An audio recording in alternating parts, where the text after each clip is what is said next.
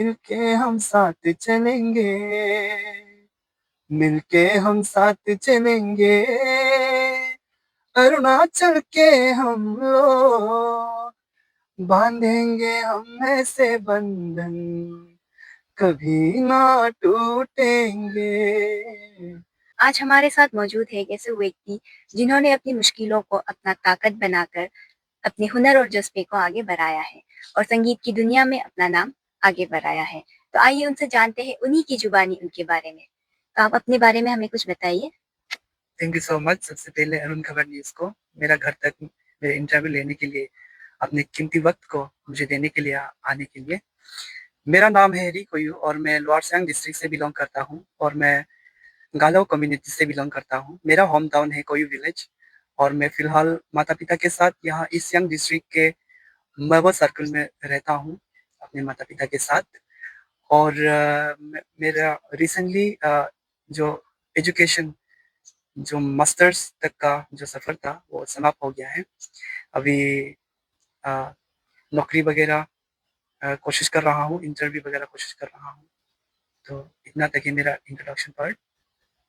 तो आप अपना लाइफ जर्नी के बारे में हमें बताइए, जैसे आपने अभी वो बताया कि आप आपका मास्टर का सफर यहाँ आपने किया है, तो उसके बारे में हमें कुछ बताइए। मेरा लाइफ जर्नी जो इस तरह से है, मैं छोटा से अपना गांव में रहा, अपने मम्मी पापा के साथ रहा। अ, आंखों में कुछ होने के कारण से स्कूल भी नहीं गया, अ, जो कि नॉर्मली स्कूल आपका 5-6 साल तक स्कूल में दाखिला हो जाना चाहिए। वैसे मेरा ज़िंदगी में नहीं हुआ। अ, कुछ सालों तक मैं अपना मम्मी-पापा के साथ रहा, अपना गाँव में पढ़ा रहा। बाद में मेरा पिताजी ने सोचा कि बच्चा को इस तरह से हम नहीं छोड़ सकते। इस तरह से हम उनका लाइफ़ के साथ उनका ज़िंदगी को हम ऐसे बर्बाद नहीं हो दे सकते हैं, बोलकर उन लोग ने स्कूल मेरे लिए जो स्पेशल चाइल्ड लोगों के लिए जो होता है, इस तरह का स्कूल खोजना शुरू कर दिया। तो मेरा चाचा को एक स्कूल पता चला कि लखीमपुर डिस्ट्रिक्ट में, जो असम के अंदर आता है लखीमपुर डिस्ट्रिक्ट, वहाँ पे एक बिपुरिया सर्कल बोल के एक जगह है। वहाँ पे एक हमारे लिए जो ब्लाइंड बच्चा के लिए एक स्कूल है, बोल के पता चला। तो चाचा ने मेरे पिताजी से बात किया कि बच्चा को वहाँ में दाखिला कराने से ठीक है बोल के ना। तो पापा भी पहले-पहले में तो पिताजी जो इजाज़त नहीं दे रहा था क्योंकि हम बहुत छोटा था और ऐसे मम्मी-पापा से दूर कभी रहा नहीं था। फिर भी बाद में पिताजी जो अपना दिल को बड़ा करते हुए चाचा चाचा का बात को मानते हुए मुझे वहाँ पे दाखिला करा दिया। तो वहाँ पे अ, क्लास 1 में मुझे डायरेक्टली दाखिला करा दिया गया था क्योंकि मैं बाकी के कंपैरिज़न में थोड़ा-सा बड़ा हो गया था। तो एलकेजी, यूकेजी में तो थोड़ा मुश्किल हो जाना था, इसलिए डायरेक्ट क्लास 1 में मुझे दाखिला करा दिया। तो वहाँ वहाँ से मैंने क्लास 1 से 3 तक उस बिपुरिया जो ब्लाइंड स्कूल है वहाँ पे स्टडी किया, पढ़ाई किया। फिर वहाँ से पता चला कि ईटानगर में भी एक इस तरह का स्कूल है, जो Donyi Polo school for the visually and hearing impair करके। वहाँ पे मुझे क्लास 4 में मेरा पापा और चाचा ने फिर से एडमिशन करवा दिया। ये बात है आपका 2011 का, 2011। तो 2011 से लेके 2017 तक मैं वही स्कूल पे रहा और वहाँ वहीं पे मैंने क्लास 10 पास किया। उसके बाद मैं चला गया मॉन्टफोर्ट स्कूल गुवाहाटी। वहाँ पे एक कैथलिक स्कूल है मॉन्टफोर्ट गुवाहाटी स्कूल, जो जागीरोड गुवाहाटी और शिलांग का बीच में पड़ता है। वहाँ से मैंने सीबीएस बोर्ड से क्लास 12 पास कर लिया था। उसके बाद मैंने सोचा कि अगर मैं दूसरे सब्जेक्ट लेता तो मुझे बहुत दूसरों का मदद लेना पड़ेगा। आपका नोट बनाने के लिए, सिलेबस को कवर करने के लिए बहुत ही मेहनत करना पड़ेगा। अगर म्यूजिक सब्जेक्ट लिया जाए तो मेरे लिए थोड़ा सा आसान हो जाएगा और दूसरों का मदद इतना लेना नहीं पड़ेगा। तो इसलिए मैंने म्यूजिक होने से प्रैक्टिकल ज़्यादा होता है, थ्योरी भी बहुत सारा लंबा होता है, पर भी म्यूजिक होने से मैं मैनेज कर सकूंगा, ये पहले से मैं पता चल गया था। तो इसलिए अंडर ग्रेजुएशन से मैंने आरजीयू, जो राजीव गांधी यूनिवर्सिटी रोनो हिल द्विमुख में मैंने दाखिला ले लिया। तो वहाँ पे अंडर ग्रेजुएशन 3 साल का किया और मास्टर्स ऑफ म्यूज़िक 2 साल का। तो ऐसा करके इस बार जस्ट बीते साल को 2025 को जून को मेरा ख़त्म हो गया था। तो अभी इंतज़ार कर रहा हूँ, अगर रास्ता खोलेंगे तो कोशिश करूँगा जॉब वगैरह की। तो इतना तक है मेरा लाइफ जर्नी। तो आपने ये म्यूज़िक का ट्रेनिंग आप जैसे आपने कहा कि मास्टर आपने म्यूज़िक पर किया है, उसको छोड़कर आपने कहीं बाहर से म्यूज़िक का ट्रेनिंग लिया है? जी, थोड़ा बहुत लिया था। वो बहुत छोटा में था, मैं जब क्लास 4 में था। क्लास 4 में जब मैं Dhoni follow visually and hearing impaired school में जो चिंपू में है, वहाँ वहाँ पे जब मैं पढ़ाई कर रहा था, तो वहाँ पे एक मैडम आती थी, देव जर्नी आचार्य करके कोलकाता से थी। उनसे मैं बेसिक चीज़ का नॉलेज लिया, बेसिक जो म्यूज़िक का नॉलेज है, वो मैंने गेन कर लिया था।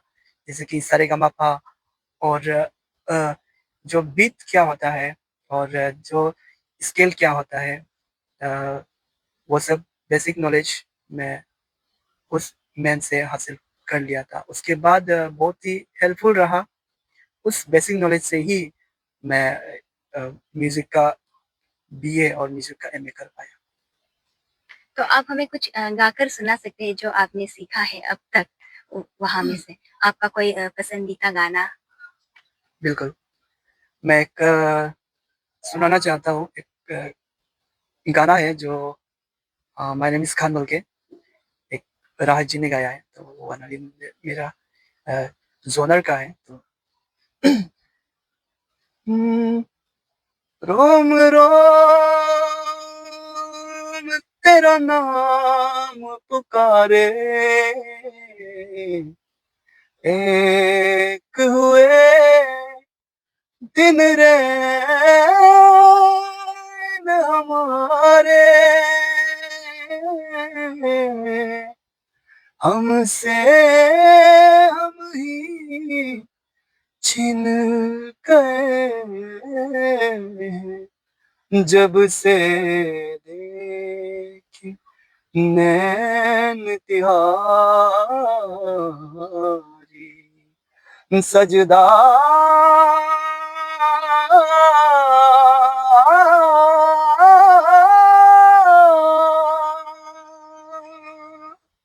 Thank you. वाह! आपने बहुत ही खूब गाकर हमें सुनाया और सुनकर हमें बहुत अच्छा लगा आपका गाना। तो हमने सुना है कि आपने गाने के साथ-साथ आप लिखते भी हैं बोलकर, तो ये लिखने का सफ़र आपका किस तरह शुरू हुआ? लिखने का सफ़र जो एक्चुअली मेरा कोई प्लानिंग नहीं था कि मैं राइटर बनूँगा और कंपोज़र बनूँगा।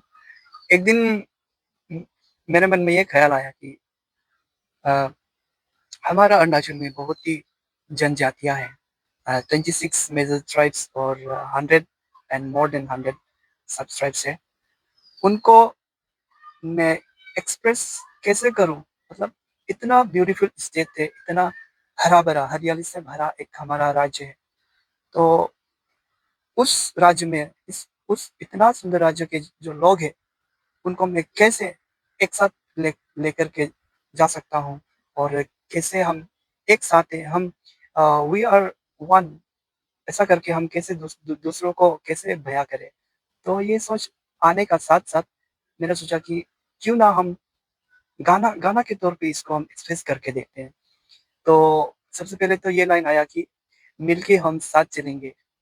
तो उनको मैं अगर बोलता तो इतना अच्छा नहीं लगता।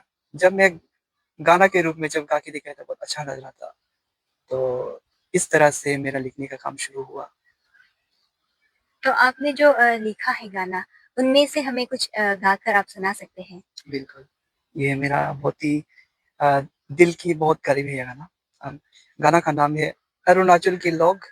आप लोग भी यूट्यूब और फ़ेसबुक वगैरह में आप लोग सर्च करके ज़रूर सुनिएगा। ये गाना का सॉन्ग का जो नाम है, वो अरुणाचल के लोग हैं। तो इसी गाना को मैं थोड़ा-सा गुनगुनाना चाहता हूँ।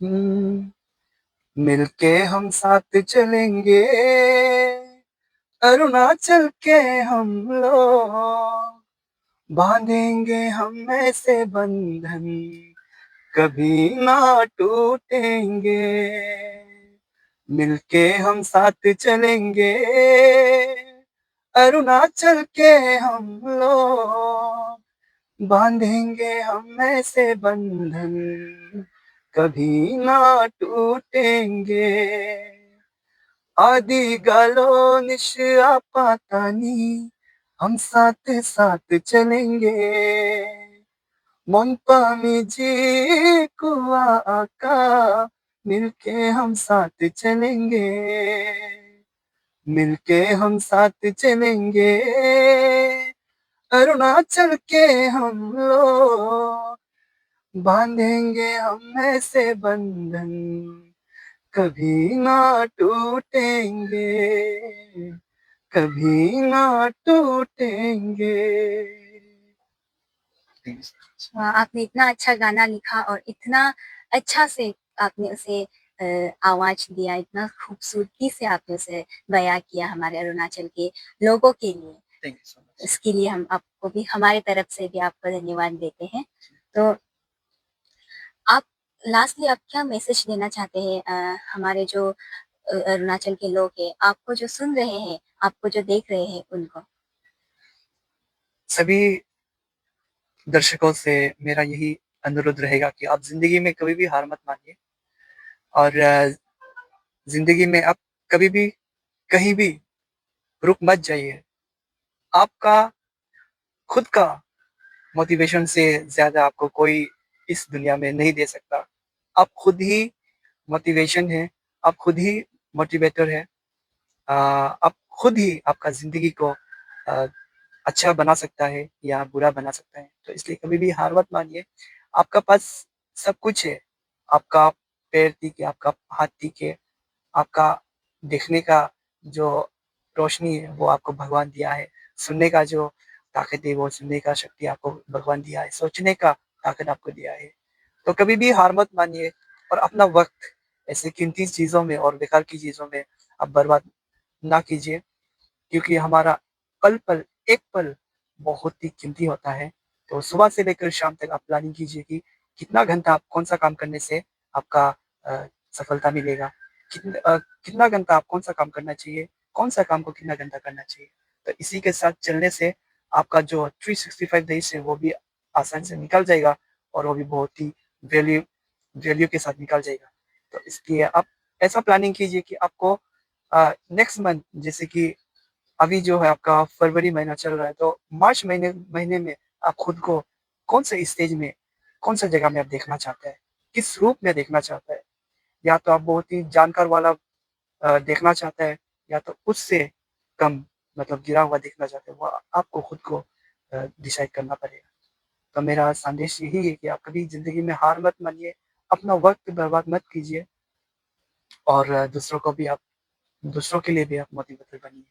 और लास्टली अरुण खबर न्यूज़ को तहे दिल से हम धन्यवाद करते हैं। मेरे घर तक आया, मेरा इंटरव्यू दिया।